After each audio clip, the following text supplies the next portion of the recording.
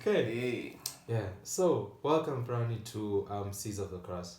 Yeah. So as you're my first guest, I want to just first of all just to thank you for being here, for really for accepting um to be part of this episode today. So Thank you. no I'm, problem, I'm no really problem. honored to be here. Hey, I'm really honored to but be it here. goes both ways, man. It goes both ways. Yeah. So I just want to give like a bit of context behind Seeds of the Cross. So what I want us to look at with this series is I want to specifically focus on a lot of Christian journeys. That's like the main goal. To look at, I want people to be able to share Christian journeys. I want to just spread as many testimonies as possible. So the goal is not for the person in this seed to be perfect, but it's just to be honest about their journey with God, to inspire as many people as possible. Honestly, just for God to be glorified, but at the end of the day, for God to be glorified through your experience, through your journey, through your mistakes, through your strengths, through like everything that you've gone through. Yeah, So today, first, please may you introduce yourself for people who may not know you ever. I go by a lot of names. I'm Siphe. Some know me as Hunk of Africa. Some know me as Beast. Some know me as Brownie. Yeah. Yeah, I'm all of that. Nice. Thank you. Yeah. Okay. So we're just gonna go through at least like 7 or 8 questions just to get to know you, just to get to know your testimony better. So feel free, bro. Just share however you feel comfortable. Just want to share anything that you feel like God has put in your heart, bro. Okay. Alright. So we'll begin with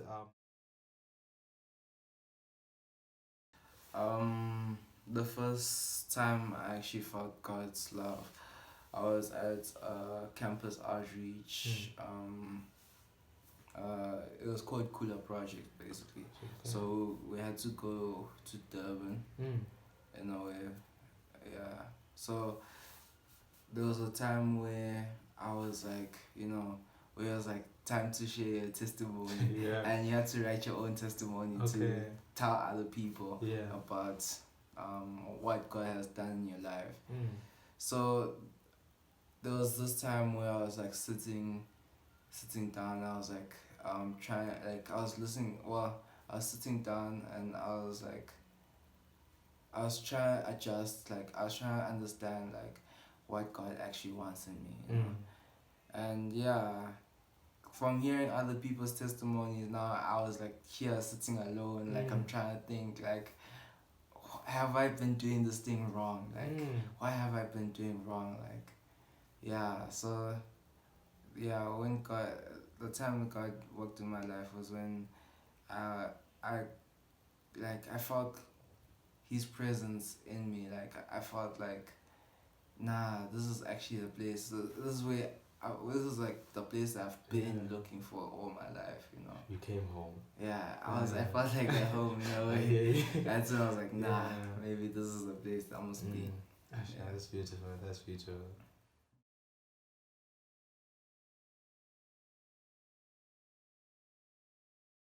I grew up in a Christian household. My mom was a religious lecturer, and my dad was a pastor and a headmaster.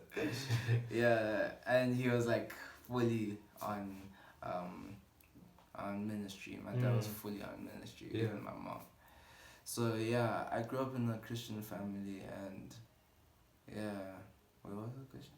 Did you grow up? Yeah, I grew up in a fully Christian family. Yeah. Okay, so the question I'd like to ask as well is, what were the benefits of you growing up in an environment where your father, as you said, was a very strong Christian, your mother was a very strong Christian? Did that make your walk with Christ easier as you grew up and everything? To be honest, it made it harder. I felt like it made it harder. For me, it made it harder because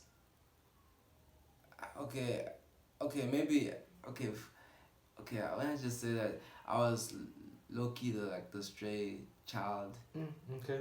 Like I was like that guy, and you know, when I felt like this thing was forced to me, like I had to do it. Like if I don't do it, I'm dead or something. Yeah. So my parents being Christians, like, you know, I felt so forced to be in that lifestyle, because every Sunday I'm going to church. Wednesdays I'm at church. Everything I'm doing is church. You know. Yeah, so then when you look at your friends around you, like, oh my God, these guys are living better lives than me, and I'm here in church, busy, you know, not knowing who I'm worshiping. You know, I know him, but then I don't know. Like, I've never seen his presence. Like he has never talked to me. Yeah. So yeah.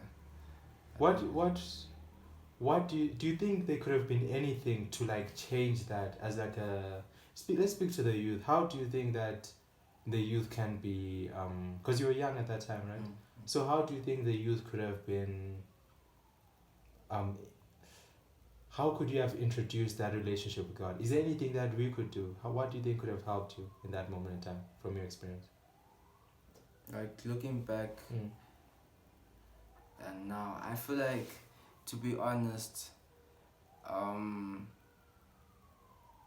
the whole, okay, I know sometimes, like, when you, back then, like when you go to church, you have to look so presentable, and they tell you must like live straight and all that stuff. But then, you know, God doesn't really want that. Like, God doesn't want you to be like the perfect guy, the perfect lady. You know, I think maybe that's also what pulled me away from being a Christian when I was back in my teens. You know, I was like, Well, it was friends. Also, it was also peer pressure. That was also one of the things. It was peer pressure, and it was also like the whole thing of like, if I go to God, I have to be, you know, so clean. I have to not be doing so much things. And also, it was like low key. It was also the music I was listening to.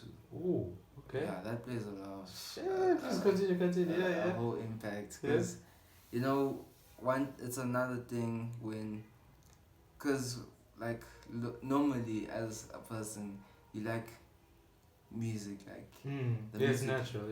So then some of the music, like, you thought, like, for me, I felt like if I want to become a true Christian, like a proper Christian, I must leave down all the music that I've been listening to and try to listen to gospel music. And we know how gospel music is not nice. It's not nice. It's not the best. It's not the best, but it's nice. It's not the best. So yeah, for me, it's like, I was like looking like, okay, if I'm becoming a Christian, I have to leave like these kind of music I was listening to. You know, wow, you know, God wants you the way you are. You listen to that music, you don't listen to that music, still come. He says, still come to me. Yeah, that's true. Okay, how old are you now? I am 22. 22, okay.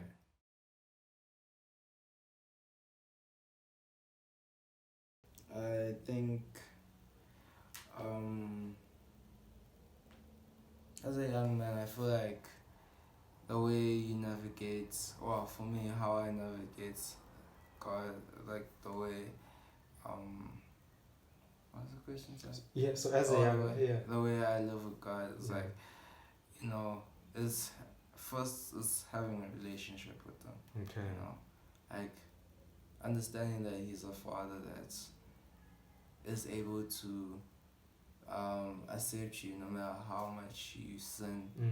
It's just like having a father who's able to accept you no matter how much you fail in life. Like, he's always saying, come, I'm still here to eat dinner with you. No matter how much you failed in life, or no matter how much you did wrong, like, he's still there and he loves you. No matter what. No matter what. So I hear that. What are some things like, okay, now you're as a university student, let's also get into that. University brings a lot of pressure, it brings a lot of like decisions that you have to make, and I'm talking about things like alcohol, girls, drugs, all of these different things. So how has God like helped you to like just not to be perfect, not to say that you've never made mistakes, but just to like deal with those things. Um.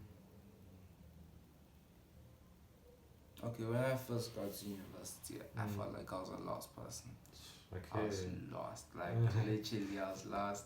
I was from taking a gap year. Now I'm going to varsity. I'm doing something I don't know. Basically, I haven't done maths in a while, and also it's like now I'm going to like a place like I have to adjust now, like because in high school you leave high school as the best person in the world. Then now when you go to varsity, you're going back to grade 0, where no one knows you. Yeah. Where now you have to gain your respect. You have to gain respect from other people.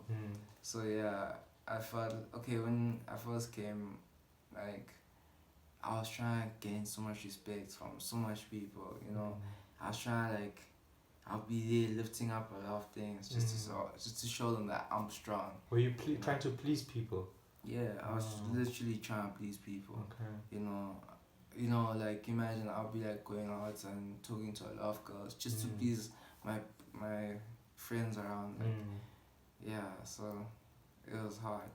That was the hardest things I went through.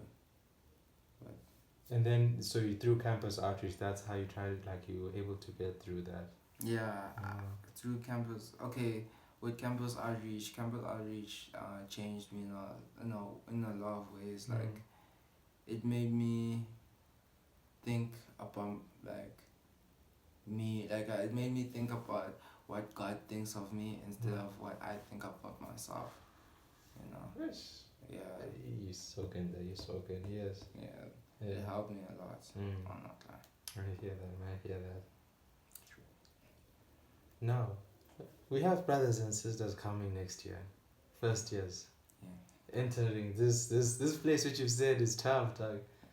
So, what advice do you think like you can give them, bro? Just because, like, what advice would you give to like? I'm not sure if you know anyone in first years, but just anyone who's coming to university or entering this space for the first time as a Christian to just guide their journey.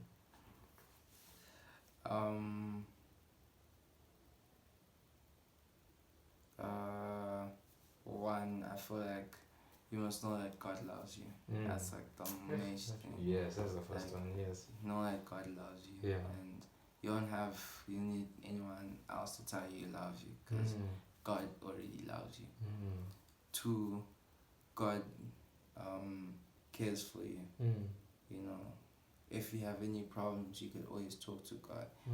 Like, don't run to someone else to share your problems, because some people will like use those problems against you, and God doesn't do that. God will never use your problems against you. So try to share your problems to God.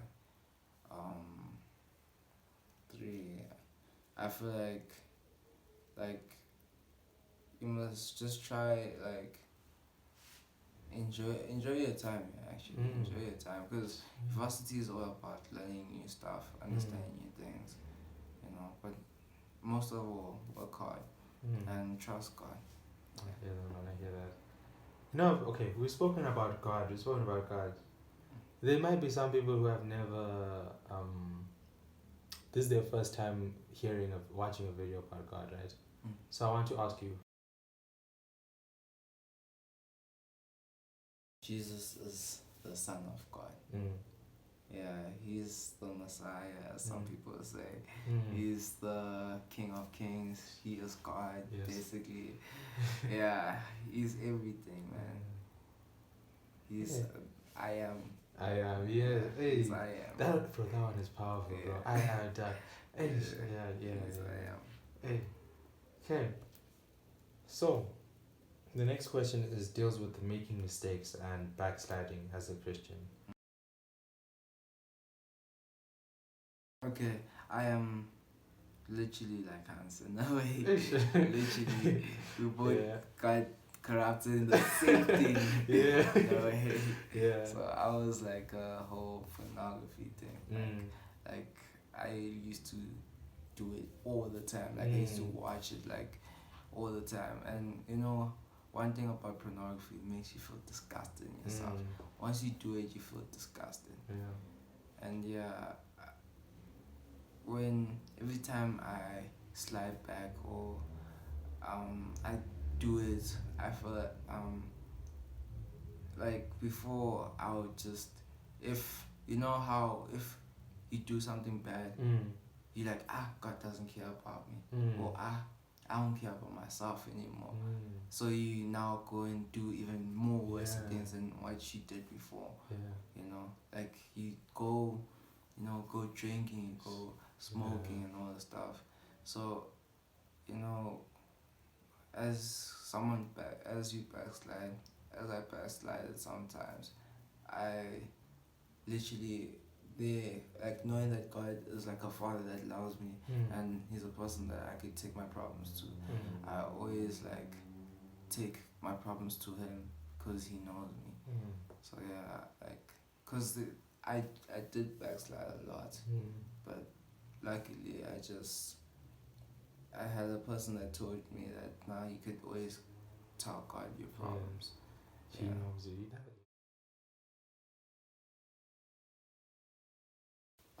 The biggest lesson that I've learned is that God really loves me. And I mustn't put trust in myself. That's one thing. I mustn't put trust in myself, like, cause one thing I like doing is like I like being in control over life in general. Like I like wanting to know what someone thinks about me or wanting to impress some other people, so I feel like that's what I learned the most, that God is in control. God is in control. Yeah. That is very true. Yeah.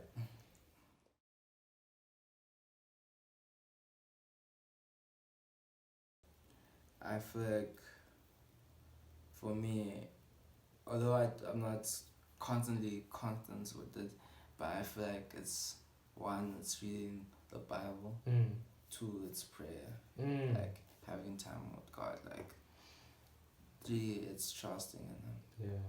Like try with all your heart, trust Him. Four, it would be have a person who mentors you, who always, like, whenever you do wrong, always brings you back to God. Who always has your back in a way. Either it's a pastor or anyone. A mentor. A mentor, you have to have one of those.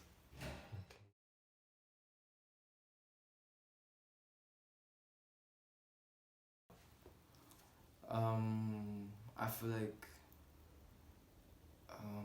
they think that if like God will only accept them if they're perfect. I feel like that's one reason that made me, stay back from God. Because I felt like for me to go to Him, I had to be clean. Sort everything out. I had to sort out all my issues in life. Some people will say you have to sort out all your issues. But then God actually loves you the way you are. So you just come as it is, come as you are. Come as you are, man. I hear that. Okay. Now the next question is related to lukewarm Christianity. So, do you know what like being lukewarm is? Okay. It's being a Christian that's in both sides. Yes, exactly. You're in both sides in the world. So, what advice do you give to like those people who are struggling with that, who are struggling with like letting go of the world, basically? One thing I could say to them, one thing I could say to my fellow brothers and sisters, because you are my brothers and sisters in God. So one thing that I could say to them is that the things of this world are for this world. they're gonna die here, they're gonna stay here. But you trusting in God lasts forever, lasts a lifetime. And I feel like, like what's the point of you what's the point of you like depending on things that are for this world? And as one verse says, like things of this world are for this world, and they'll die in this world, but he came to give a great thing, Yes. that will last forever and ever. Yeah. So it's like, I feel like it's like, try, don't don't lean on the world, but lean to God. To God, beautiful, beautiful.